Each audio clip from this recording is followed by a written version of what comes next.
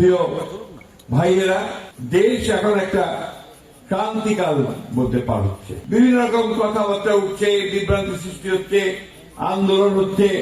আপনার কেন জানি না মনে হয় যে দেশকে অস্থির করে তোলার জন্য আবার কিছু সংখ্যক লোক পেছন থেকে কাজ করছে।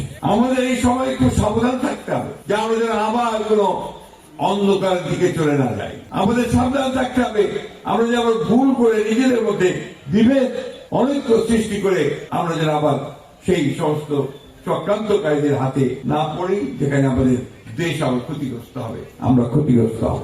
এই নির্বাচন সেই জন্যই খুব গুরুত্বপূর্ণ। এই নির্বাচনকে ভাঙার চেষ্টা করা হচ্ছে, বঞ্চন করার চেষ্টা করা হচ্ছে, সেটা যেন করতে না পারে সেদিকে আপনাদেরকে খেয়াল রাখতে হবে। আমরা অত্যন্ত কষ্টের সঙ্গে, আমরা বেদনার সঙ্গে আমাদের ছোট ভাই, আমাদের সন্তান যে উসমান হাদি, যে আপনার প্রাণ দিয়েছে, আমরা তাকে স্মরণ করি সবসময়। আমরা আমাদের রংপুরের সাহিত্যকে স্মরণ করি, আমরা স্মরণ করি আপনার উসমান ওয়াসিমকে, চট্টগ্রামের, যারা এই জুলাইয়ে আন্দোলনে তারা প্রাণ দিয়েছে। আমরা সবসময় আমাদের সমস্ত 1971 সালে যারা স্বাধীনতা যুদ্ধ করেছিল তাদেরকে আমরা স্মরণ করি, মনে করি। প্রিয় ভাইয়েরা, ঠাকুরায় আমি আপনাদের পরিচিত লোক। আমি সবসময় আসতে পারি না, এটা সত্য কথা। কারণ আমি যে কাজ এখন করি, এই বিএনপির মহাসচিবের দায়িত্ব পাওয়ার থেকে আমাকে গোটা দেশের এই আন্দোলনে সংগঠনকে শক্তিশালী করার জন্য আমাকে কাজ করতে হয়। আপনারা দেখেছেন যে আজকে আমাদের নেতা তারেক রহমান সাহেব বিদেশ থেকে দেশে আসার পরে, নির্বাচিত অবস্থা থেকে দেশে আসার পরে কিভাবে স্বতঃস্ফূর্ত হবে জনগণ ঢাকার রাজপথে ছড়িয়ে পড়েছে, তাই না?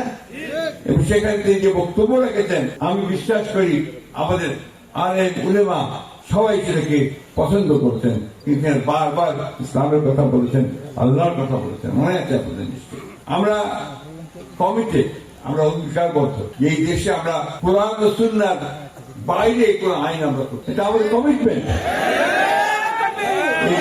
এই কমিটমেন্ট আমরা সবসময় করেছি। আমি যখন আপনার চরমনের পীর সাহেবের সঙ্গে বসেছিলাম, আপনাদের হয়তো অনেকের মনে থাকতে পারে, সেখানে যে 10টা বিষয় আমরা একমত হই, তার মধ্যে এই একটা বিষয় ছিল, এটা অনেকের মনে থাকতে পারে। সুতরাং এই কথা যারা ছড়ায়, অনেকেই আপনার একটু বিভ্রান্তি সৃষ্টি করার জন্য বলে আমরা নাকি কোরআন ও সুন্নাহর আইন চাই না।